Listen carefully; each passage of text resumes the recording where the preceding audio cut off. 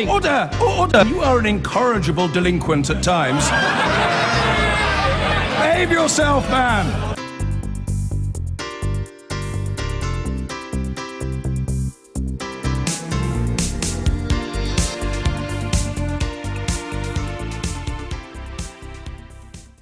And so to the papers. The Sunday Telegraph has got the migration crisis, both David Cameron and the riot, of course, yesterday in Dover. Big story there. The Observer, on our theme of the day, really, fury over the Conservative battle to protect Google's £30 billion island tax haven. That's Bermuda. A lot about tax, Google and other companies in the papers today. That's the Sunday Times, front page of the Sunday Times.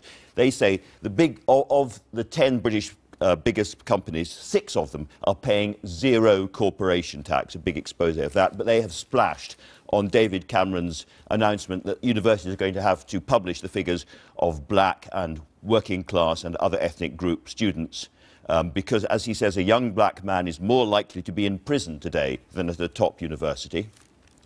We'll be talking about that, of course, later on with Sajid Javid. There's another Google story, the Sunday Mirror. Google gets paid to help collect our taxes. They're cross about that. The Independent Sunday, Cameron closes in on a stopgap EU deal.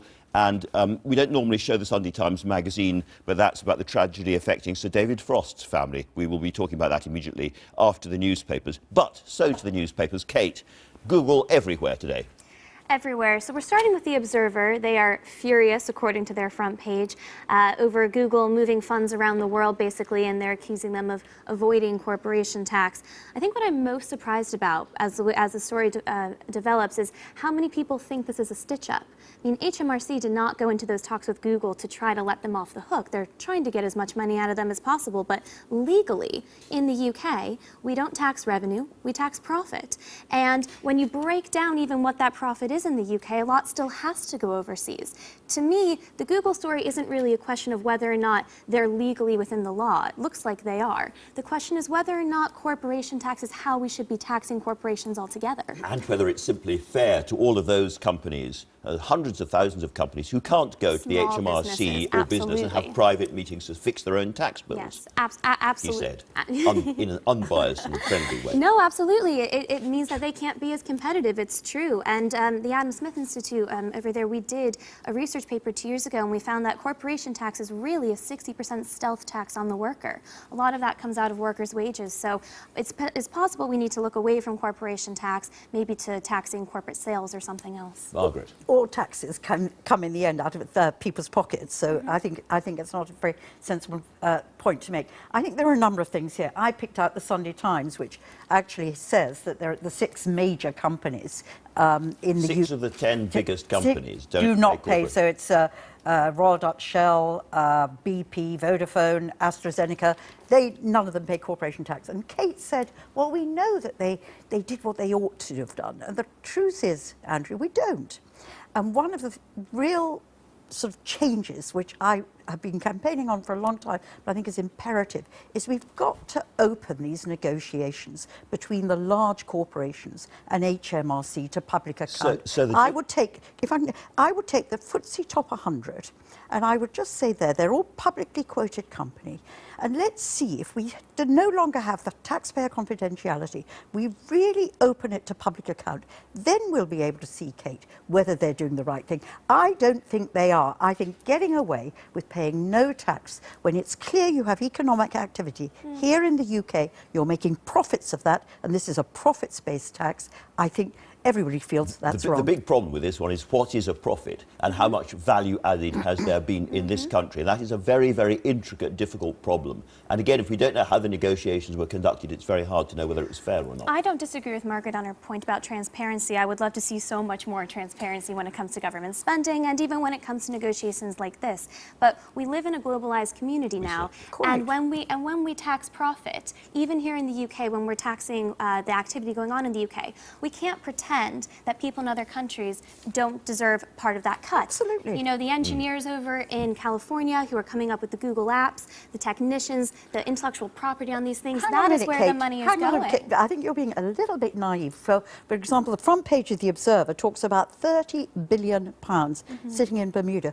That is the profits made by Google in Europe, sitting in a no-tax jurisdiction. And the other thing to say, Google claim, this is what makes me so cross about Google, Google claim that they don't actually sell in Britain. And who have you got on today? You've got the PR guy on. You haven't got the chief executive on. You've got the press. You've got the but let me just say, all the whistleblowers that we had giving evidence to us 2 years ago demonstrated not that Google are selling into Britain from Ireland. It's clear from their massive new office in King's Cross and elsewhere, they are selling here in the UK. Margaret They're Hodge, developing property. Before we leave this story, you mentioned the word whistleblower, a guy called Barney Jones, not the same Barney Jones that was associated with this programme. And he came to you with hundreds and hundreds of internal emails. And what was the essence of what that showed?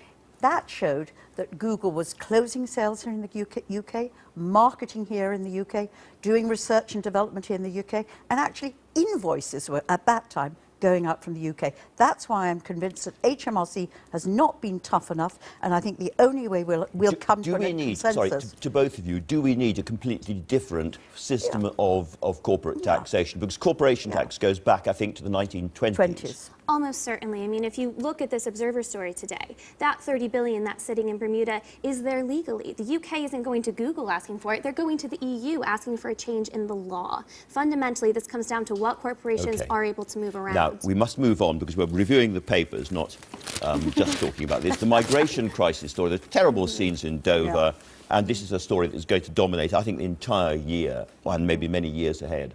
Absolutely.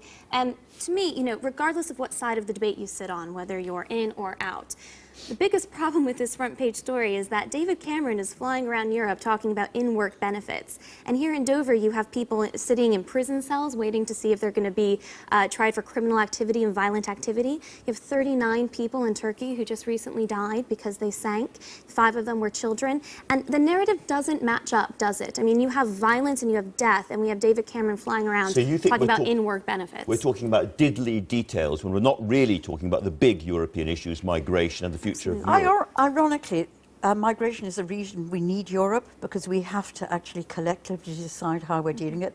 Kate and I are both immigrants, you know, so I think we both understand how important it is to come to a country and be accepted by it.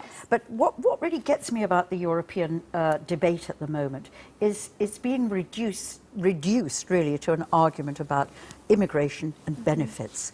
And it's a much, much wider issue. And it really is being driven, Andrew, by party political management rather than national interest. And that is so wicked with such an important issue. We're going to hear from Luke Johnson, who's a businessman, later on all of that. I'd like to move to the Donald Trump story now, if we could, because that's the other huge news the last few days. Donald Trump dodged the big debate because he's too big for it now, he thinks. And he probably got off with it, didn't he? It's probably done well for him. Kate. Yes, he claims he didn't show up because the presenter Megyn Kelly offended him the last time he was on the program. And by offended, I mean she asked him questions, factual questions about previous comments about women. There's a lot of suspicion he didn't show up because in the previous debate he got beat up a little bit by Senator Ted Cruz from Texas, who's still trailing him in the polls, but the closest to capitalizing on his gains. You know, tomorrow's going to be so interesting. It's the Iowa caucus. It's the first time Americans are going to vote in this primary. I know it feels like our election's been going on forever, but no one's cast a vote yet. And we're going to see whether or not the polls add up. And Kate, explain to British viewers, the caucus isn't the general election that we're familiar with. It's Republicans, but it's Republicans who already signed up, meeting in town halls. Is that how it works? Yes. So in the Republican and Democratic primaries, you have to be a registered Republican or Democrat. We don't have a paid system. You don't have to pay to be able to do that, but you have to have gone to town hall and signed yourself up. So it's only Republicans voting for Republicans, only Democrats voting for Democrats. And to talk about the Clintons right here, you know, so much of the story has been dominated by Donald Trump, but Hillary Clinton's been given a run for her money by Senator Bernie Sanders in Vermont. And I don't think it's because his views gain much traction. He is a very committed socialist. I think it's because she's not that likable, and the Democrats are looking for any other solution. I think all of this mirrors really what's happening in the UK and elsewhere. Yes. It's about the outsider. It's competing populism. It's the populism, it's the outsider, it's people actually going to people because they're so angry with mainstream politicians. But what shocked me about Trump is just such an awful character. I don't know him. I don't know if you've ever met him. But there are a number of stories in the paper. There's one by Selena Scott in the Mail, where He tried to jump her. I where think. he tried to seduce her when she was making a film of his. Trump is a shark. A shark has no yesterday and no tomorrow, just the next meal, the next victim to be destroyed and consumed, and a shark must keep moving to die. And then you look in the Sunday Telegraph, and there's an article by Andrew Roberts there, where he says he sat next to his wife and mistress on the same table, and he likens him.